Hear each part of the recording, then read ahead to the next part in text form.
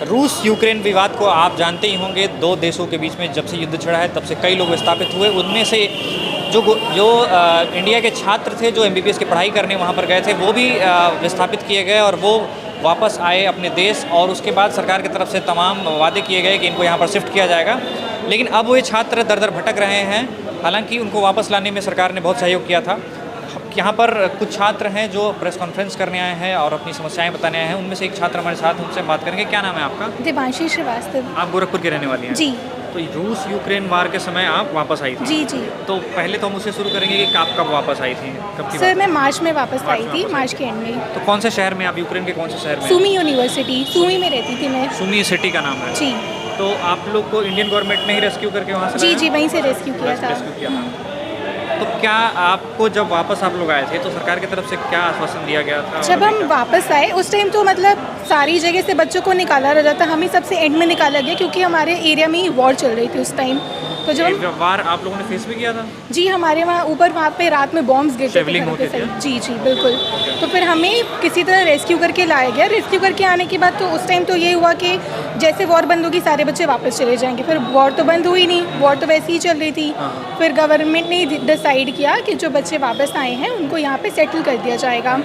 तो उसके बाद सबकी ऑनलाइन क्लासेस शुरू हो गई। क्लासेस ऑनलाइन ही लगने लगी। ऑनलाइन क्लासेस कौन लेता था? अच्छा, वहाँ से? वहाँ क्या? जी जी, रूस से ही हमारी चलती थी, रशिया से क्लासेस। तो क्लासेस ऑनलाइन तो होती थी, एग्ज़ाम्स भी ऑनलाइन होते थे। बट वो प्रॉब्लम ये शुरू हो गई कि जो लास्ट ईयर में जो बच्चे जा रहे थे अभी, उनको प्रैक्टिकल नॉलेज मिल नहीं रही थी। सिर्फ ऑनलाइन क्लासेस से कुछ होता नहीं है। MBBS में तो प्रैक्टिकल नॉलेज बहुत ज़रूरी है। ऑपरेशन करने के लिए या नॉर्मल सर्जरी करने के लिए भी प्रैक्टिकल नॉलेज बहुत इंपॉर्टेंट है। अभी हम 3rd ईयर में थे, हम 4th ईयर में जाते, हमें भी हॉस्पिटल्स में लेके जाते, फर्स्ट एड और बाकी चीज़ें सिखाई। इंटर्नशिप वगैरह होती है और जी शुरू होती है। लेकिन उससे पहले वॉर लग गई तो सबको वापस आना पड़ा। सब वापस आ गए। अब सब घर में बैठ के क्लासेस लगाए थे, लेकिन वेट कर रहे थे कि हमें शिफ्ट किया जाएगा क्योंकि आप to be honest online class तो उतनी नॉलेज आपको नहीं मिलती। मतलब बहुत कम लोग पढ़ते हैं, बाकी पढ़ते भी नहीं है। तो यही प्रॉब्लम फेस करने लगे सब लोग। किसी तरह एग्ज़ाम तो पास हो जाते, सेमेस्टर क्लियर हो जाता, बट प्रॉब्लम ये होती कि नॉलेज कहाँ से मिलेगी, प्रैक्टिकल नॉलेज कहाँ से लें, उसकी प्रॉब्लम शुरू होने लगी। फिर ये एक पिटीशन निकला कि आपको फ़ाइल करना पड़ेगा, कोर्ट में फ़ाइल आप केस करिए और उसके बाद गवर्नमेंट आपको बताएगी क्या होगा। तो हमने वो भी किया, हमने पैसे भी सबमिट किए। उसके बाद भी पहले हुआ कि अगस्त के एंड तक कोई डिसीजन आ जाएगा, कोई डिसीजन नहीं आया।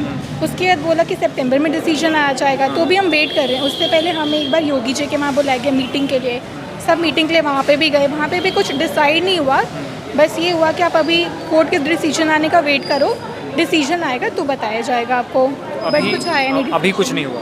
नहीं, अभी तो सब यही। आपकी यूनिवर्सिटी से बातचीत होती है आपके, जहाँ से वहाँ से कोई? जी, वहाँ पे हम लोगों ने बोला कि हमें दूसरी यूनिवर्सिटी में शिफ्ट करने के लिए या फिर किसी और कंट्री जाने के लिए ट्रांसक्रिप्ट चाहिए।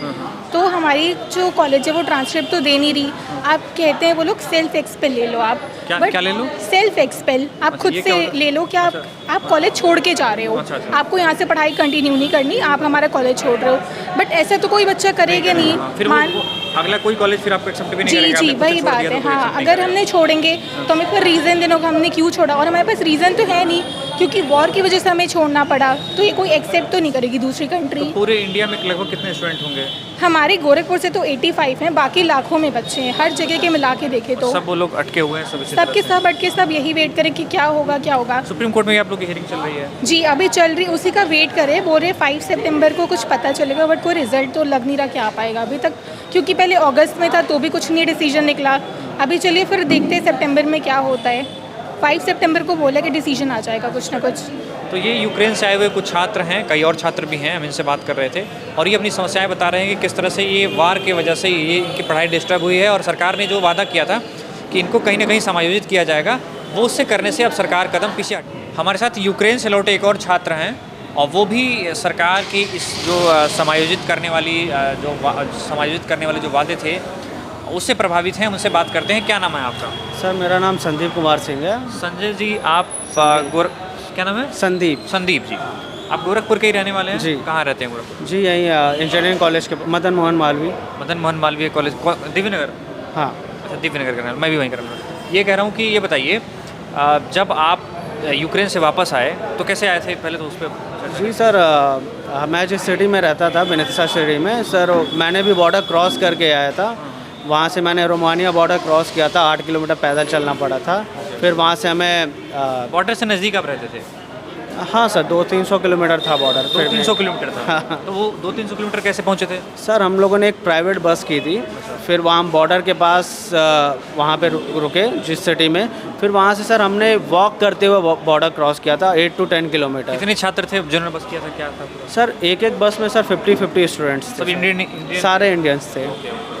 अच्छा, मतलब जानकारी के लिए पूछ रहा हूँ, कई लोग कहते थे कि वो इंडिया का फ्लैग लगा लेते थे तो आराम सेफ्टी निकल जाता था, ऐसा क्या था? हाँ सर, हमने इंडिया का फ्लैग लगाया हुआ था, और क्योंकि वहाँ पे इंडियन फ्लैग लगाने पे वो बॉर्डर सिक्योरिटी जो थी वो हमें क्रॉस करने दे रहे थे। हमारी बस एक जगह चेकिंग हुई थी जो कि फाइनल क्रॉसिंग थी बॉर्डर की।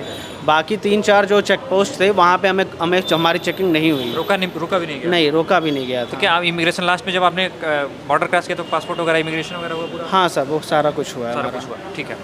वापस आप फिर रोमानिया से होकर आए आप? हाँ रोमानिया से फ़्लाइट इंडिया की गई थी? जी अच्छा, फिर आप दिल्ली आए, लखनऊ आए, कहाँ आए? सर, मैं मुंबई आया था। मुंबई से फिर वहाँ से घर आए? क्योंकि सर मेरी जो फ़्लाइट थी वो डायरेक्ट मुंबई ही आई थी। ओके।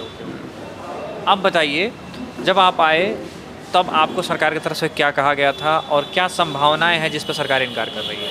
सर सरकार ने हमें कहा था कि आप लोग का भविष्य सुरक्षित आ जाएगा, आपको टेंशन लेने की ज़रूरत है। बट करंट टाइम पे हम सिचुएशन देख रहे हैं सर, जो national medical council of India है वो खुद गवर्नमेंट की, जो हमारे एक्सटर्नल मिनिस्टर हैं, फॉरेन मिनिस्ट्री, उन्होंने एक रिक्वेस्ट की, एक इशू लेटर दिया है health ministry and education ministry को कि ट्रांसफ़र पॉसिबल नहीं है। लोग कह रहे हैं कि दूसरे कंट्री में ट्रांसफ़र ले लो, रशिया, कजाकिस्तान चले जाओ, बट पहले हमारी एक्सटर्नल मिनिस्ट्री ने ही कहा था, फॉरेन मिनिस्ट्री ने, कि आप ट्रांसफ़र ले लीजिए। बट उन्होंने ही अब एक लेटर इशू किया है, उन्होंने रिक्वेस्ट की है health ministry and education ministry से कि हम जितने भी स्टूडेंट हैं यूक्रेन के, उनको इंडिया में ही कोई सॉल्यूशन दिया जाए, क्योंकि ट्रांसफ़र इज़ नॉट पॉसिबल। हम दूसरे कंट्री में नहीं जा सकते, और यूक्रेन में अभी वॉर चल रहा है, वहाँ तो जाना पॉसिबल ही नहीं है।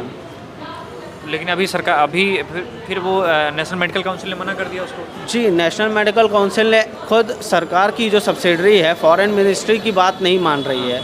मना कर दिया? उन्होंने मना ही कर दिया। अब हमारा केस सुप्रीम कोर्ट में चल रहा है, अब वो 5 को डेट है, उसमें देखते हैं क्या होता है। आप लोग एकदम अधर में लटक गए हैं, ना इधर के हुए ना उधर के हुए? सर लोग कह रहे हैं कि 3 साल इज़ नॉट अ वेस्ट, 3 साल में लाइफ ख़त्म नहीं होती। सर मेरा 3rd ईयर क्लियर हो चुका है, इससे पहले हमने 1-2 साल नीट की प्रिपरेशन भी की है। सर 5-6 साल आपके इस एज के जब निकल जाते हैं तो आप कहीं के नहीं रहते। ये कह देना कि 3 साल में लाइफ नहीं ख़त्म होती, सर लाइफ नहीं ख़त्म होती है, बट करियर ज़रूर ख़त्म हो जाता है।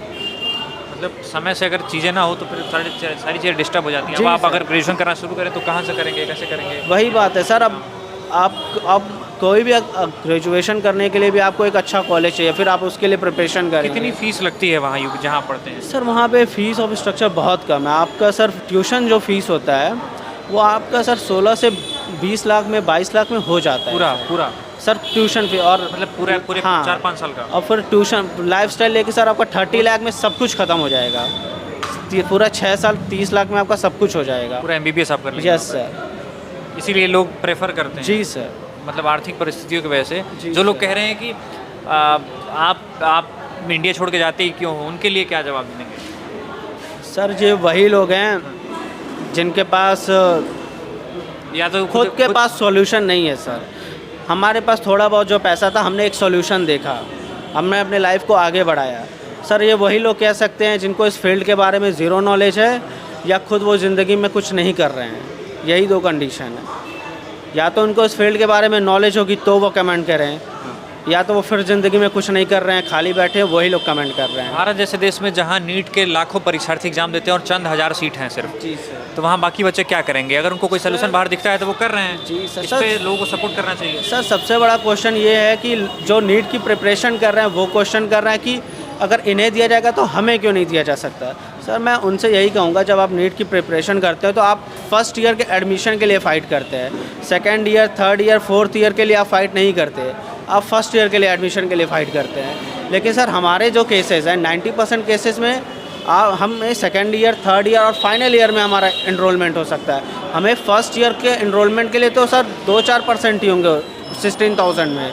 बट जो मैक्सिमम स्टूडेंट हैं वो sir second year, third year और फाइनल ईयर के इनरोलमेंट के लिए है। तो क्या हम ये कह देना कि सर हमारा उनसे कोई कंपटीशन ही नहीं है, जो यहाँ नीट की प्रिपरेशन कर रहे हैं उनका तो फाइट सर फर्स्ट ईयर के से है ना, हमारा तो कोई कंपटीशन है ही नहीं उनसे। हम तो सर एक मर्सी पटिशन हमने सुप्रीम कोर्ट में फ़ाइल की हुई है सर। क्या मर्सी पटिशन क्या मेरिट बेस्ड तो होती नहीं है सर, मर्सी तो सर मर्सी ही होती है।